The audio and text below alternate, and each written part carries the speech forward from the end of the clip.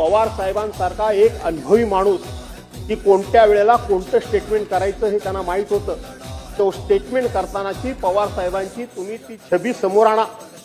पवार साहेबांनी हातामध्ये कागद घेतला होता, मान खाली होती आणि एकच वाक्य फक्त ते बोलले की हा घातपात नाही, हा अपघात आहे.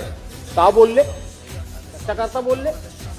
एक जर बारामतीमध्ये दादा जर ठिणगी पडली असती, एक ठिणगी पडली असती तर अख्खा महाराष्ट्र त्या ठिणगीनं हुरपळून निघाला असता, हुरपळून निघाला असता.